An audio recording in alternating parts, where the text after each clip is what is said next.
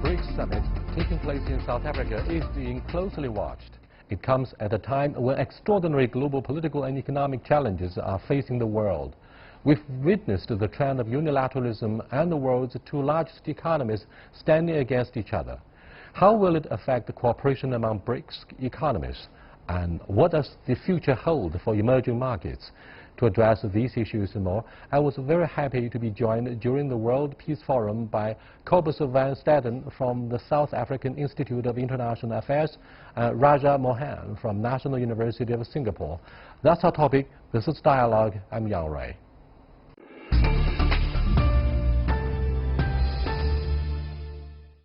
Welcome to Dialogue, sir.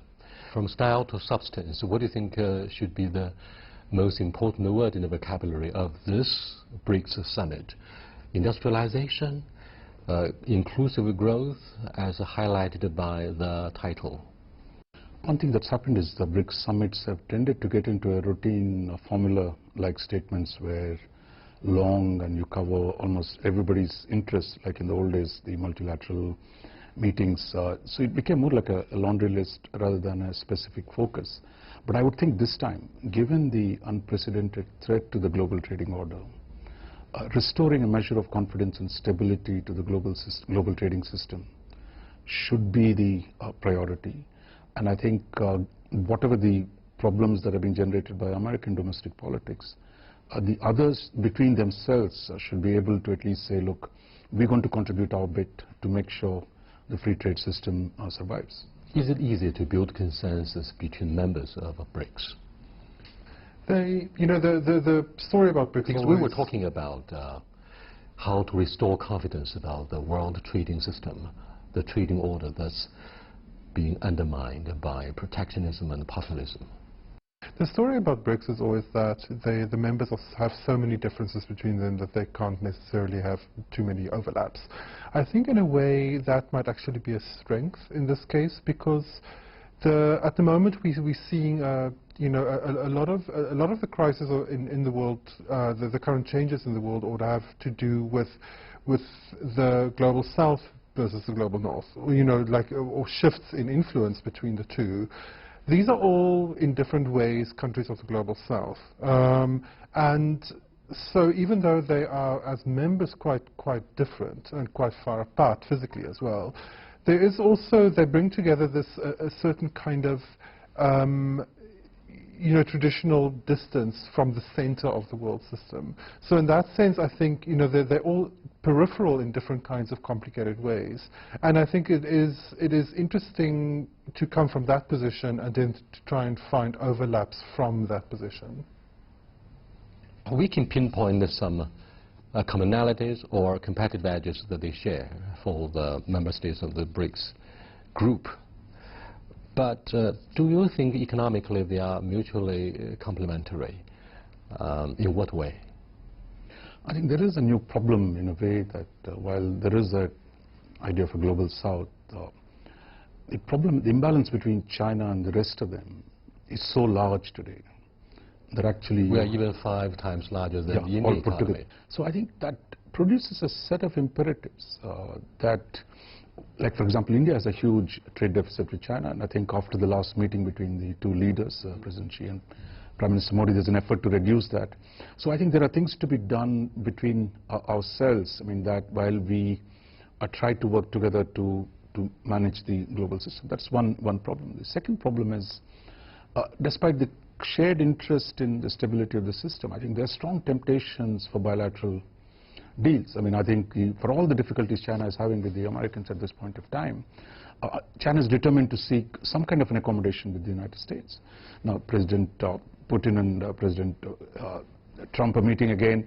So while there is this thing of putting up a united front, there is also the logic or the temptation of doing stuff bilaterally with the Americans. Internal trade between member states of BRICS stands for less than 5% of their individual foreign trade. That means there's a lot to be done. However, with the United States pulling out of the TPP, NAFTA, a lot of multilateral global arrangements, Particularly, President Trump recently says he doesn't trust WTO, and he's actually drafted something that should be a replacement of the WTO. That has caused a lot of speculations from the media. Now, do you think in this context China and our partners in BRICS prefer to have a bilateral FTA instead of putting our hopes on multilateral governance? I think to a certain extent the temptation to a bilateral FTA I think would be significant. Of course, China stands for multilateralism as opposed to the American-led unilateralism that threatens to disorder and disrupt the existing trading system. I think especially at the summit now, definitely the rhetoric will be more focused on multilateralism and on, you know, not only within the BRICS members themselves, but each of the BRICS members sits at the center of a larger regional economic community. You know, so there is the potential for BRICS membership to encourage forms of multilateralism. But I think at the moment also the global trade system is changing so quickly that there, as you've mentioned, there's also a strong push to try and present a kind of a calming message of stability as well. What do you think of the competitive edge of infrastructure by the Chinese? However, there is this alleged trap for China's investment in infrastructure. Do you think this is a real threat? I think the two separate debates here. I mean, I think one is the criticism of the China's Belt and Road Initiative. For example, even India has had some reservations on this issue, while the two leaders have agreed, to live with those differences and still manage to work together. So that argument, I would say, continues in different parts. But the BRICS as a collective have their own development bank. It's called the New Development Bank. The New Development Bank. While I think there it is being the decision, this is not about the Chinese unilateralism, but this is actually about working together to produce a set of outcomes. I would say, given the fact that we are meeting in Africa where there is a lot of interest in infrastructure development, that while leaving aside the differences on what they might be on the BRI, they could actually focus and say, look, how the NDB, the New Development Bank, can contribute to the infrastructure needs. In the end, of course, more the merrier, that if there are more choices, that is good. There is the AIIB, there is the BRICS Bank. So I would say, rather than focus on the differences and arguing about the debt-led development and those kind of issues, what is it that we can do with the BRICS Bank? Can we expand it? Can we use it more creatively to promote infrastructure? Cobus, do you think the issue of debt is looming larger for developing countries and they are really concerned about their poor capability to pay the debts? Yes, I think it is an issue. It's certainly become much more of a central theme over the last few months. Africa obviously has a very large infrastructure deficit, and the World Bank in the past has calculated that Africa needs to spend something like $90 billion per year to try and cover that infrastructure gap. So a lot of that will obviously come from lending, and so to improve infrastructure at early on in the process, it is extremely capital intensive. And this is a point that Chinese officials have been making in relation to this debate as well, is that early on in development you do get into a lot of debt, and then in the process of once the development has been kicked off, then that stabilizes. However, I think Africa has its own set of experiences in relation to high indebtedness, including the structural adjustment programs of the 1980s and 90s, which was extremely traumatic for Africa. So I think there is a lot of concern in Africa about debt sustainability and about making sure that the loans that are agreed on that Africa gets the most that they can from each loan. I wonder if Raja agrees with me that multiple challenges arise from two issues. One is domestic politics, particularly bipartisan electoral politics, as well as corruption. Taking Hambantota port of Sri Lanka as an example, and the high-speed railway in Malaysia that has been suspended by the newly elected Prime Minister Mahathir. In both cases, we were facing the competitions between the two major political forces, and China unfortunately falls victim to their legal investigations into the mega projects. Prime Minister Najib has been put under investigation on charges of corruption.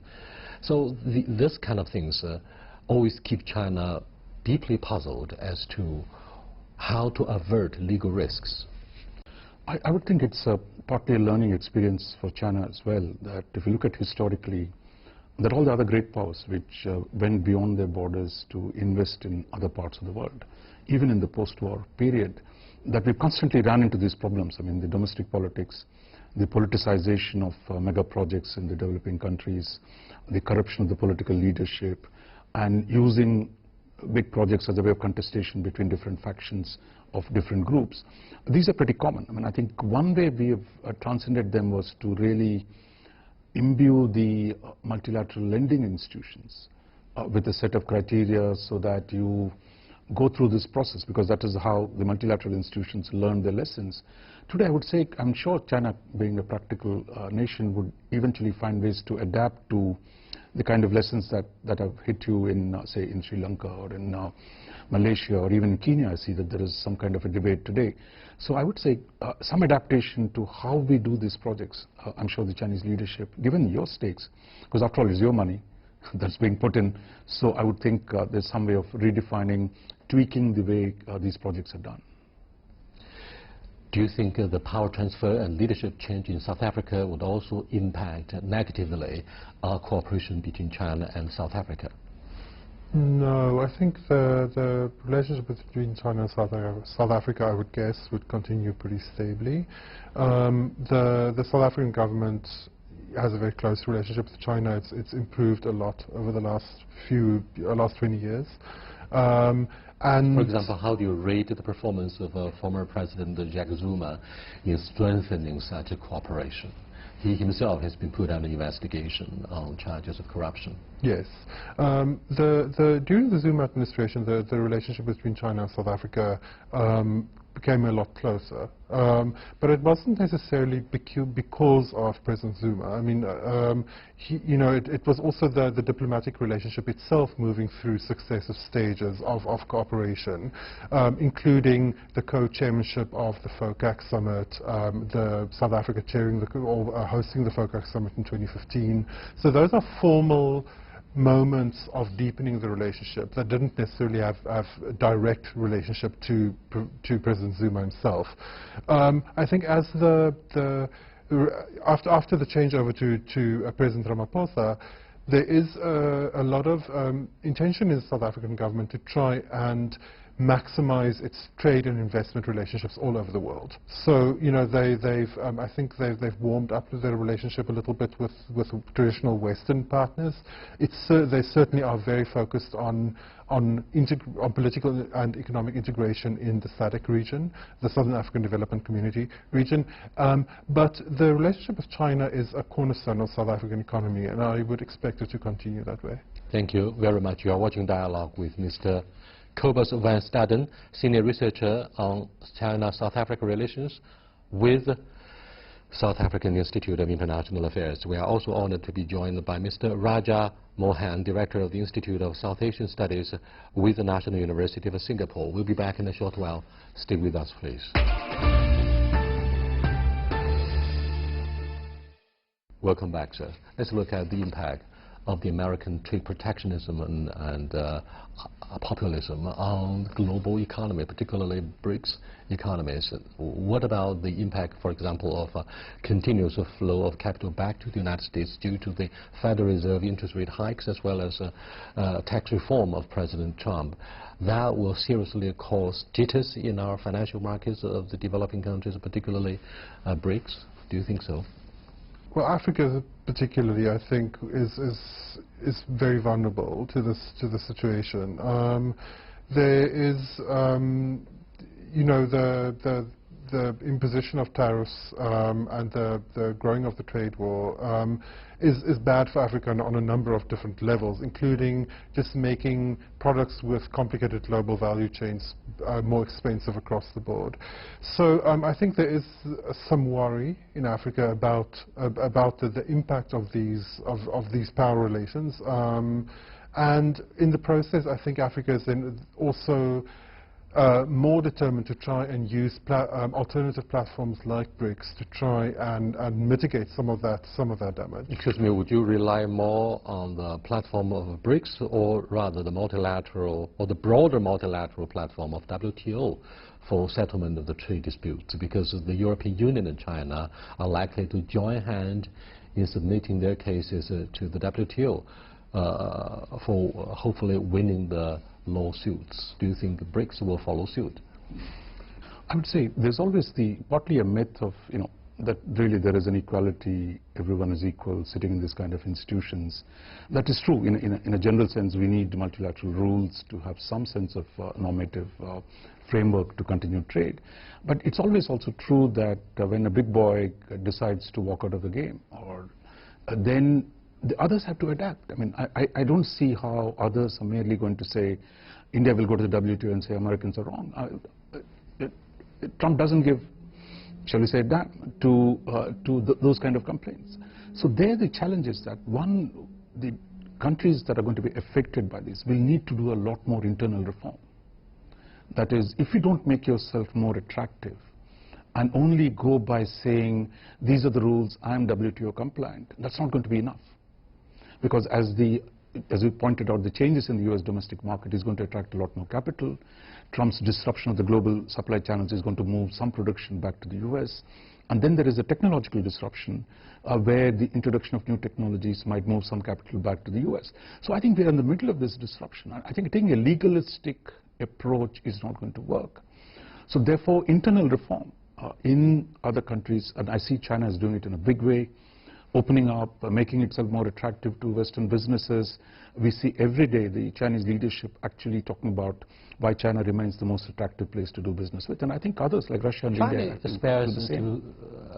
China vows to spare no efforts in reforming further its economic structure and in pushing the opening up, since this year witnesses the 40th anniversary of our opening up and reform. However, there's always something that would not change.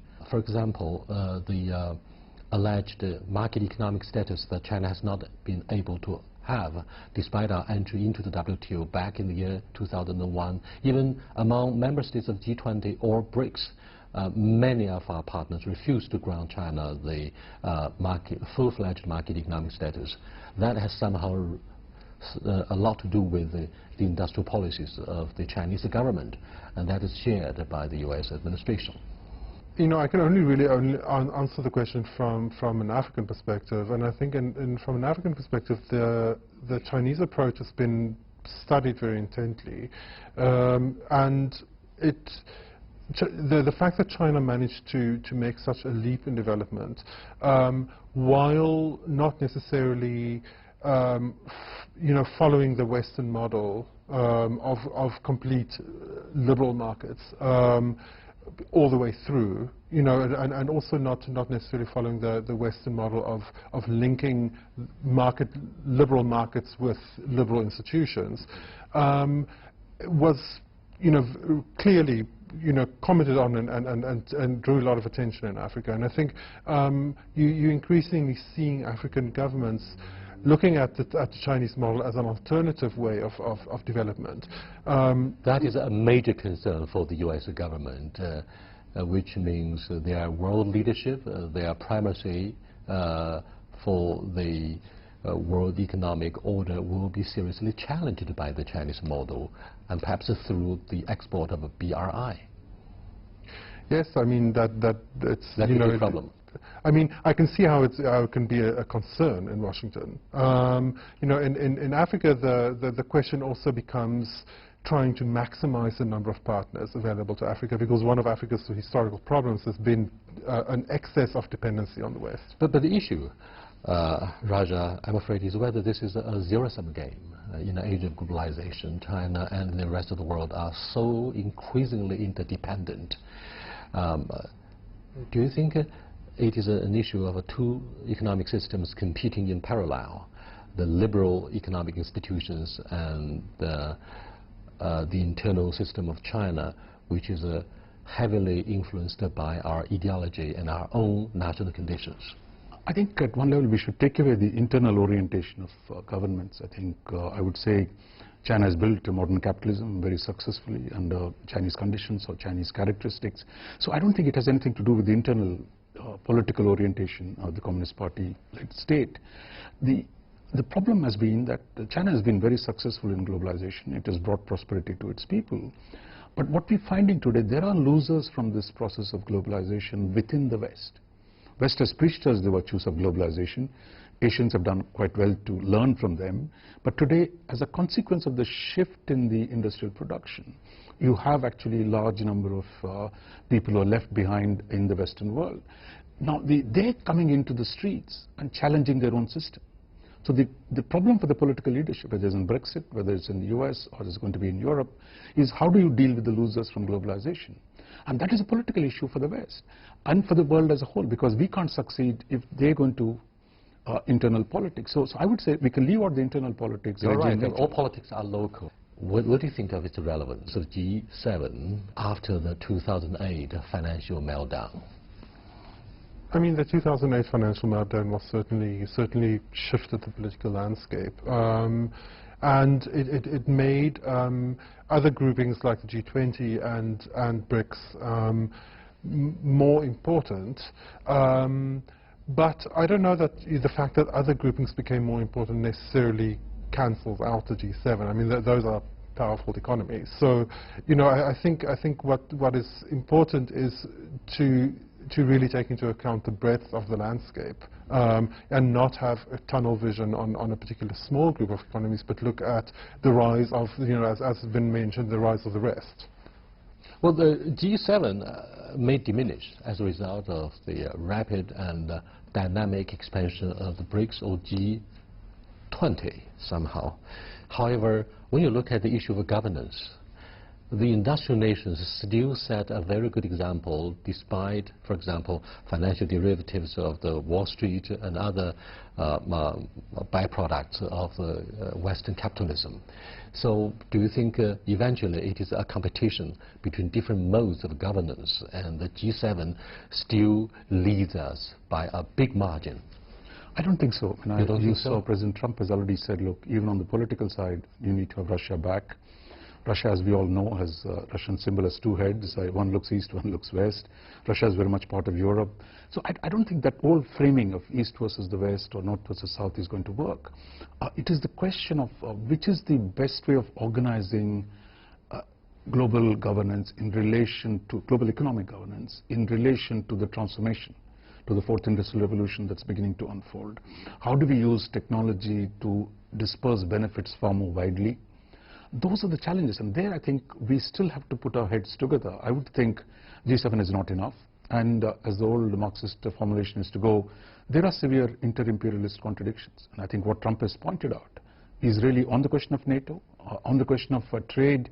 The differences are not just between America and China, but between America and the Europeans, America and otherwise political partners. So I think we are at a new moment where to transcend these contradictions, we need to better use technology, better leverage the new forces of production that are being unleashed in the world. Let's focus on the digital gap. Do you think with the use of pervasive digital technology, the gap between developing countries and developed ones is widening or the other way around? I think it could be both. In certain aspects, obviously, the rapid development of these technologies in traditional centers of technological development, they are accelerating, and then certain parts of the global south are struggling to catch up. On the other hand, if you look at the African case, there is a lot of leapfrogging happening. So, for example, you know, micro banking and cell phone banking is standard in Africa. It's, you know, it's used by people who did not go to high school, for example, and it took off very quickly. Whereas in certain parts of the developed world, it took a much longer for it to be established. I think in certain cases you do see the developing world moving quicker to actually take up some of these technologies. Well, perhaps the BRICS have always been in the forefront of developing countries. We cannot represent the whole of the sub-Sahara region or the least developed countries in South Asia and Latin America. Therefore, the issue of digital technology will have to be looked at in a far more sophisticated way. The last question is, what do you think will be the deliverables coming out of this 10th meeting of BRICS Summit? If I might just say a word on the digital revolution. I think here again the old divide doesn't really work. I mean, China is now top on the artificial intelligence, its investments. And the size of the market and the size of the population, for example, has given China and perhaps even India an advantage in generating large amounts of data, and how that provides a basis to do new kinds of innovation that can be applied in different ways. So I would say I'm quite interested in the way China is going to develop the notion of digital Silk Road. And whether it can use this new framework to improve collaboration. Perhaps you should be talking to Jack Ma, chairman of Alibaba, about the global payment, global online payment. I mean, that's said to be one of the China's innovative brainchildren. Thank you very much for being with us, gentlemen. With that, we come to the end of this edition of Dialogue with two senior researchers from BRICS economies. Raja Mahan from National University of Singapore and Kobe van Staden from South Africa. I'll see you next time. Goodbye.